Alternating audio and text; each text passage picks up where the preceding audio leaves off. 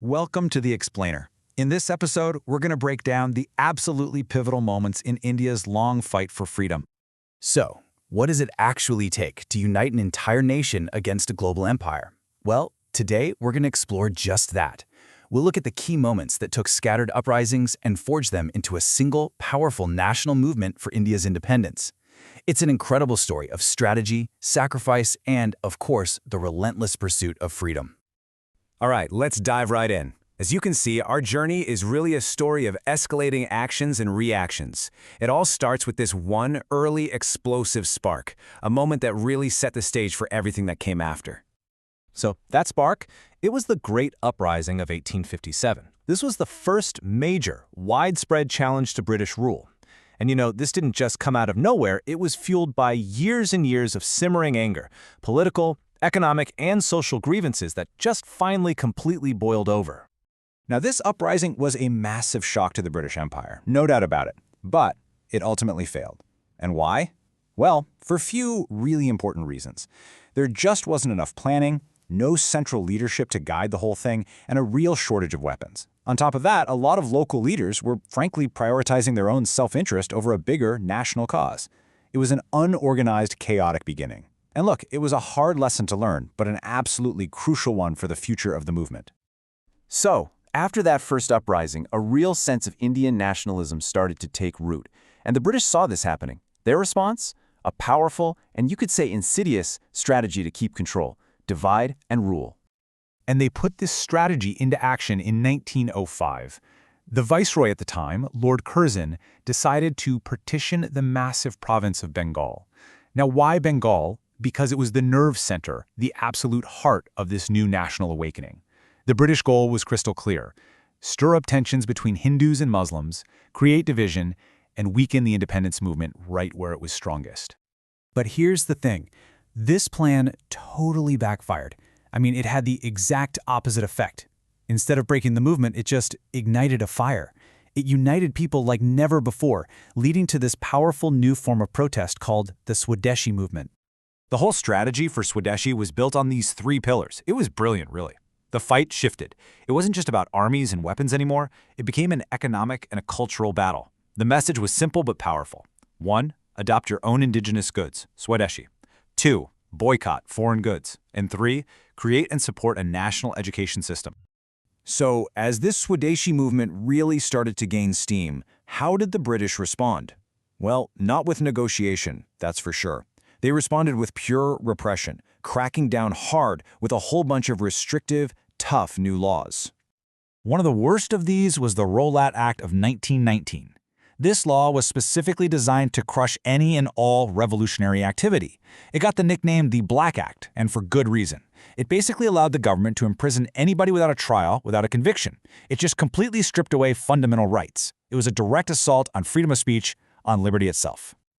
As you can imagine, this act caused outrage. Protests erupted all over the country. And this brings us to Amritsar, on a festival day, Baisakhi, April 13, 1919.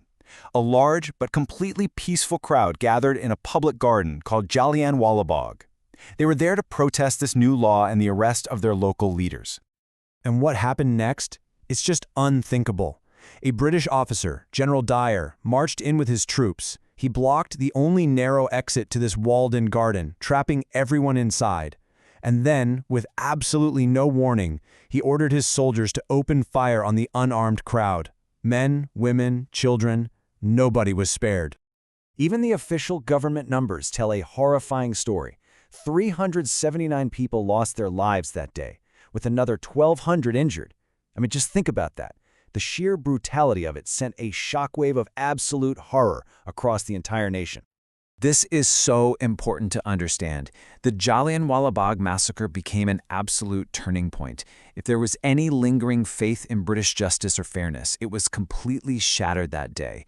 This one event galvanized the entire country, uniting them for a much, much larger struggle.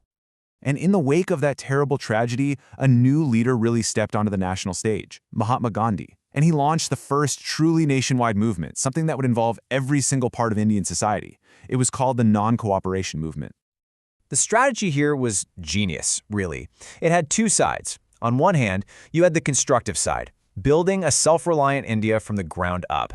This meant using Swadeshi articles, promoting Hindu-Muslim unity, abolishing untouchability, and reviving things like spinning wheels. Then you had the negative or boycott side, giving up government jobs, boycotting schools and colleges run by the British, boycotting foreign cloth, and refusing to attend government functions. It was a systematic withdrawal from the entire British system. And the result? It was completely transformative. For the very first time, we're talking millions of ordinary people, students, lawyers, farmers, workers, you name it, joining the cause. The fight for freedom wasn't just for a small group of elites anymore. It had become a true, powerful mass movement. But here's the thing. Mobilizing millions of people is one thing. Keeping them all on the same page is another. And the biggest challenge of all was trying to maintain that core principle of nonviolence on such a massive, nationwide scale. And that challenge proved to be too much. In February 1922, in a town called Chowri Chowra, a protest took a violent turn. A crowd clashed with police, and things escalated until the mob set a police station on fire, killing 21 policemen who were trapped inside. When Gandhi heard about this, he was absolutely horrified. To him, this violence was a sign that the people were not ready for nonviolent resistance, for satyagraha. He famously said he had committed a Himalayan blunder by giving this powerful tool to people who didn't fully grasp its meaning. And just like that, he suspended the entire non-cooperation movement. Now, this decision to stop the movement was controversial, and it led to a really interesting strategic shift. Some leaders, like Motilal Nehru, felt that the fight had to continue, just in a different way. So they formed what was called the Swarajya Party. Their new plan? Instead of protesting from the outside, they would get elected to the British-controlled legislative councils and fight the system from the inside.